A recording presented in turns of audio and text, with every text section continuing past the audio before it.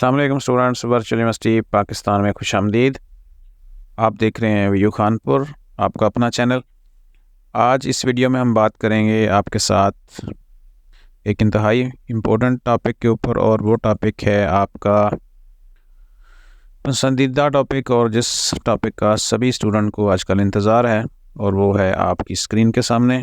Final term exams में बहुत कम दिन रह गए हैं और आज है 13 तारीख, 12 तारीख को पेपर है। सिर्फ 26 से 27 दिन बाकी हैं एग्ज़ाम्स में। तो सभी स्टूडेंट को अब ये फ़िक्र है कि फ़ाइनल टर्म एग्ज़ाम्स में सिलेबस कितना होगा, तैयारी कैसे करें, उसका जो पेपर पैटर्न होगा वो क्या होगा, कितने टाइम का पेपर होगा। ये सारी बातें हम इस वीडियो में डिस्कस कर लेते हैं। और वीडियो में डिटेल्स में आगे जाने से पहले आपने अगर चैनल को सब्सक्राइब नहीं किया हुआ तो कर लें। बेल आइकॉन को लाजमी प्रेस करें। बेल आइकॉन को प्रेस करने से ये होता है कि जब भी हम वीडियो अपलोड करते हैं उसका एक मैसेज नोटिफिकेशन आपके मोबाइल की स्क्रीन के ऊपर आ जाता है। तो चलें डिस्कस करते हैं हम आज के इस टॉपिक को।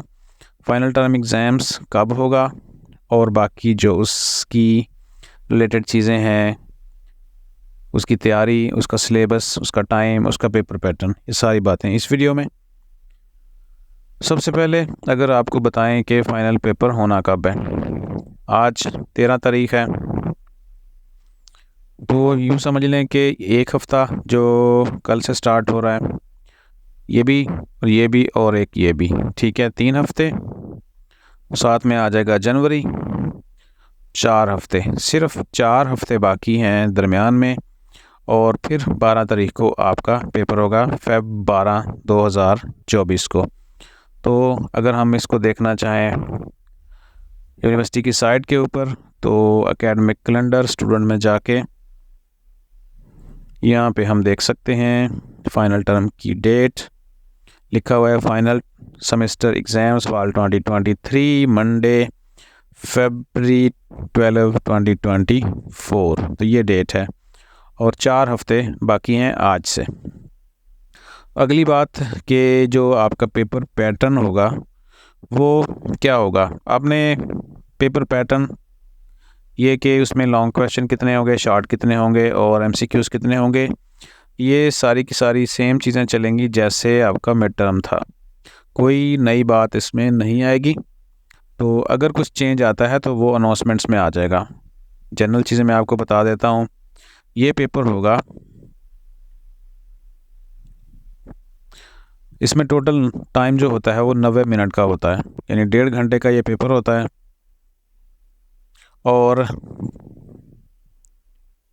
टोटल नंबर कितने होते हैं इसमें, 60 नंबर होते हैं, 60 मार्क्स, ठीक है। और अगली बात, इसमें कितने एमसीक्यूज़ होते हैं, कितने इसमें शॉर्ट और लॉन्ग क्वेश्चंस होते हैं। इसमें जो पेपर है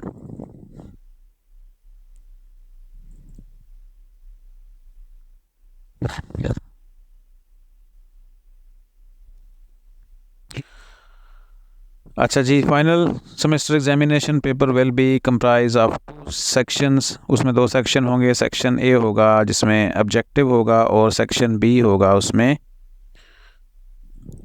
सब्जेक्टिव पार्ट होगा उसका। तो दोनों चीज़ें हैं इसमें। अब अगर हम देखें कि सेक्शन ए में जो हैं वो टोटल कितने एमसीक्यूज़ होंगे, आपको पता है कि मिड में थोड़े से थे और टोटल 27 एमसीक्यूज़ थे, और जिसमें से आपको कम से कम 22 लाजमी करने होते थे। तो इसमें कम से कम आपको 33 करने होंगे, और इसमें कम से कम 40 एमसीक्यूज़ आएंगे। ठीक हो गया। और उसके बाद दूसरा जो पार्ट है वो 27 नंबर का होगा। और अगर हम इसकी डिटेल देखना चाहें अब कि दोनों की डिटेल क्या होगी, तो चलें पहले सब्जेक्टिव के ऊपर ऑब्जेक्टिव को देख लेते हैं कि ऑब्जेक्टिव होगा 40 नंबर का, और जिसमें टोटल यानी कि वो 40 का होगा, जिसमें से 33 नंबर आपके काउंट किए जाएंगे। इसका मतलब ये होगा कि टोटल आपके 40 एमसीक्यूज़ आएंगे। और अगर आप सारे के सारे कर लेते हैं 40 के 40, तो उसमें से जो बेस्ट 33 एमसीक्यूज़ होंगे वो आपके काउंट होंगे मार्किंग के लिए। तो अगर याद रखें, मैंने आपको पहले भी बताया था कि आपने ऐसे नहीं करना कि 40 में से अगर 33 आपको करने के लिए कहा जाता है तो आप सिर्फ 33 करें, क्योंकि 33 करने से ये होगा कि अगर इसमें से कुछ गलत हो गए तो आपके नंबर यहाँ से कम होना शुरू हो जाएंगे। तो आपने क्या करना है, 40 के 40 ही सॉल्व करने हैं, और ताकि आपके मैक्सिमम नंबर गेन हो सकें। अब आ जाएं बी पार्ट के ऊपर। तो इसमें उन्होंने लिखा है कि 2 टाइप्स ऑफ ऑब्जेक्टिव क्वेश्चन, कितनी तरह के, 2 तरह के होंगे। 6 क्वेश्चन ऑफ 3 मार्क्स, उसमें से 6 सवाल जो ऐसे होंगे जो 3-3 नंबर के होंगे। और उसके बाद जो उसमें से 5 भी आ सकते हैं और 5 नंबर के क्वेश्चन भी इसमें ऐड किए जा सकते हैं।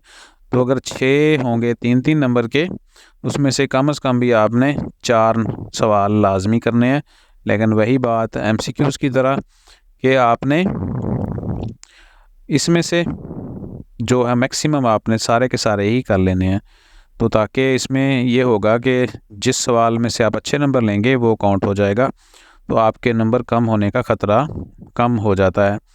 एक चीज़ यहाँ पे आपको बता दूँ कि जो फ़ाइनल टर्म एग्ज़ाम्स है ना, अब बहुत सारे स्टूडेंट ये पूछते थे कि इसका जो मिड टर्म का रिज़ल्ट है वो कब आएगा और मिड टर्म में कितने लोग पास होंगे। तो इसके ऊपर मैंने एक वीडियो बनाई थी आपके लिए, तो थोड़ा सा उसके ऊपर मैं आपको एक ओवरव्यू देता हूँ। तो काफ़ी दिन पहले बनाई थी, वो यहाँ से देख लीजिएगा। उसमें मैंने बताया था कि मिड टर्म का जो एग्ज़ाम्स है ना, उसमें पास और फेल का कंसेप्ट नहीं होता। तो उसमें ये वाला, ठीक है, तो पास और फेल का कंसेप्ट नहीं होता। इसकी वजह ये है कि जितने भी नंबर्स आप मिड और बाकी एक्टिविटीज़ में लेंगे उन सब को मिलाकर आपका फ़ाइनल रिज़ल्ट बनता है। तो अब फ़ाइनल पेपर होने वाला है, तो एक चीज़ मैं आपको यहाँ पे दिखा देता हूँ, असेसमेंट स्कीम। तो इसलिए अब जो फ़ाइनल मैच है, फ़ाइनल आपका इसको मैं मैच कह रहा हूँ तो एक मैच ही समझ लें आप, क्योंकि फ़ाइनल मैच है। इसमें जितना आप अच्छा करेंगे, इस सब्जेक्ट का अभी अवेलेबल नहीं है, दूसरे का चेक कर लेते हैं। तो इस तरह आप अपने सब्जेक्ट में चेक कर सकते हैं असेसमेंट स्कीम। तो वहाँ पे आपको शो होगा कि मिड टर्म और जो बाकी एक्टिविटीज़ थी, एक्टिविटी से मुराद ये है कि आपका जो असाइनमेंट, क्विज़ और बाकी चीज़ें थीं, उनका इतना बड़ा पोर्शन नहीं था जितना आपका फ़ाइनल टर्म का एग्ज़ाम्स है। यानी 60 नंबर का आपका बनता है फ़ाइनल टर्म। तो अब देख लें कि मिड के एग्ज़ाम्स भी और बाकी सारी एक्टिविटीज़ भी, वो सारी मिला के भी आपका नहीं बन रहा उतना जितना सिर्फ़ और सिर्फ अकेले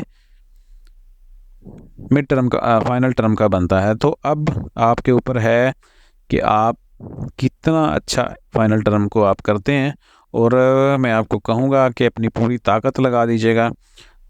यहाँ देख लें, ठीक है। तो कुछ सब्जेक्ट में अभी ये असेसमेंट स्कीम नहीं शो हो रही थी, लेकिन यहाँ पे आ रही है। तो आप अपने सब्जेक्ट में, हर सब्जेक्ट में चेक कर सकते हैं। तो ये चीज़ें आगे पीछे थोड़ी कम या ज़्यादा हो सकती हैं, लेकिन ये वाला जो पोर्शन है फ़ाइनल टर्म का, ये फ़िक्स है।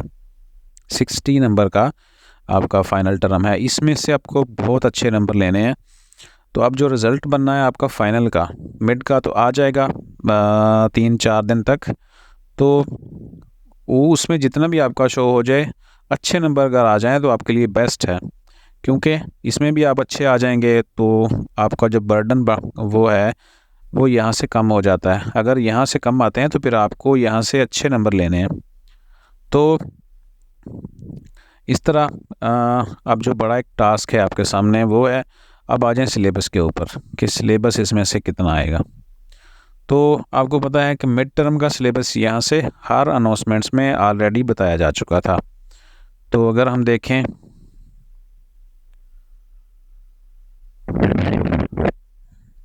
मैं आपको ओपन करके दिखा देता हूँ।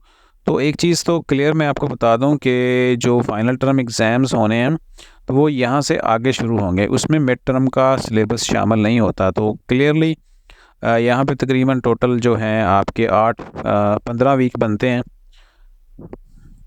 हर सब्जेक्ट में। टोटल यहाँ पे देखें 15 वीक्स है। और इसमें से 8 तक तकरीबन आ चुका था सिलेबस। अब जो बाकी है वो उससे आगे आपका सिलेबस इसमें शामिल होगा, और ये बाकायदा से जो मिड टर्म की अनाउंसमेंट्स हैं उसमें भी बताया जा चुका था, उससे आगे कंटिन्यू होगा। मैं यहाँ से दोबारा से आपको खोल के दिखा देता हूँ। यहाँ पे मिड टर्म, यहाँ एक सब्जेक्ट है EDU 305, सपोज कर लेते हैं हम इसको। तो यहाँ पे लेक्चर नंबर 1 से उन्होंने कहा था कि 18 टॉपिक्स हैं और लेक्चर्स हैं। तो उसमें जो टॉपिक्स थे शामिल 1 से लेकर 108 तक शामिल थे मिड टर्म एग्ज़ाम। अब 108 से आगे बढ़ेगा ये, और इसमें हो सकता है कि आखिरी वीक में चंद कोई छोड़ दें। तो हम यहाँ दोबारा से जाके लेसन से हम इसको चेक कर लेते हैं कि 108 नंबर वाला जो टॉपिक था वो कहाँ था।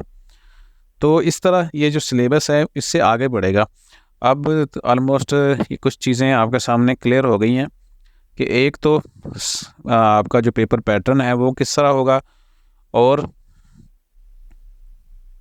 यहाँ देखें कि इसमें पूरे 7 वीक इसमें 108 तक था, तो 6 वीक कंप्लीट इसमें शामिल किए गए थे।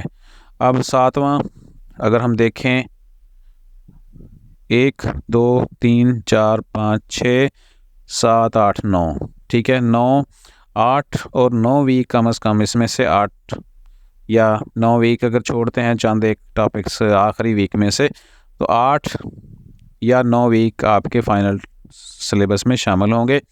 अगर कुछ ऐसी बुक्स होती हैं जिनमें ये वीक वाइज लेसन नहीं होते, यानी बहुत ज़्यादा लेसन नहीं होते, जैसे यहाँ पे 270 लिखा हुआ है टॉपिक्स हैं, ठीक है, तो और बिल्कुल लास्ट में उन्होंने लिखा भी है कि फ़ाइनल टर्म तो शामिल होगा। यहाँ पे दरमियान में अगर देखें तो मिड टर्म उन्होंने भी दिया हुआ था 7वें वीक में जाके।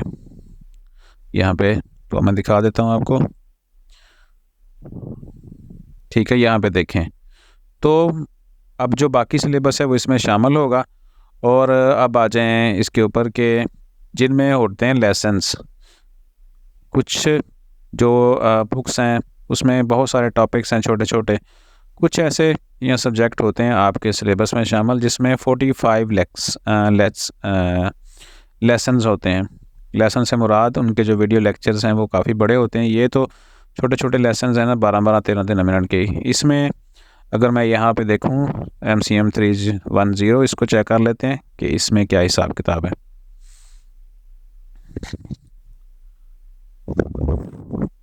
तो यहाँ पे 45 है, ठीक है, 45 लेक्चर्स हैं, और लेक्चर का जो टाइम है वो 52 मिनट 53 मिनट 56 मिनट, यानी पूरे पूरे घंटे घंटे के ये एक लेक्चर्स है। तो इसमें जो मिड टर्म सिलेबस होता है वो 22 तक होता है। तो ऐसे सब्जेक्ट जिसमें ये 45 लेसन्स गिवन है और उसकी काउंटिंग यहाँ से 1 से लेकर 45 तक ख़त्म हो जाती है, उसमें मज़ीद 22 लेसन आपके 23 लेसन शामिल होंगे। अगर इसमें से कोई एक आधा लेसन ड्रॉप किया जाता है, तो या शुरू में ड्रॉप किया जाता है या आखिर में ड्रॉप किया जाता है या नहीं किया जाता, तो उससे मतलब आपको जल्द अनाउंसमेंट्स मिलना अब शुरू हो जाएंगी। और एक चीज़ इसमें बता दूं जाते जाते कि जो वीडियो का हमारा टॉपिक है आजकल, जो सभी एक चीज़ ये भी पूछ रहे हैं कि mid term syllabus, mid term का जो एग्ज़ाम पेपर है वो कब आने हैं, और इस दौरान मिड टर्म का रिज़ल्ट कब आएगा, पेपर मैंने कह दिया, तो वो जल्द आने वाला है। तो एक चीज़ यहाँ पे आपको बता दूं कि जाते जाते कुछ अहम जो चीज़ें हैं आपके टू डू कैलेंडर के ऊपर इम्पोर्टेंट आखिरी चल रही हैं, तो इसको इंतहाई अच्छे तरीके से सॉल्व करें, क्योंकि इन चीज़ों में अब आपको एक्सपीरियंस हो चुका है, मिड टर्म आपका गुजर चुका है। ऐसे तमाम स्टूडेंट्स जो नए थे उनको पता चल चुका है कि असाइनमेंट्स क्विज़, अब शुरू में तो ये था कि असाइनमेंट कैसे सबमिट करनी है या क्या करना है, इसमें भी अब ना तो आपको ये प्रॉब्लम है अब आपको, ना ही क्विज़ में किसी किस्म की कोई प्रॉब्लम है उसको करने में, उसके सिलेबस को समझने में।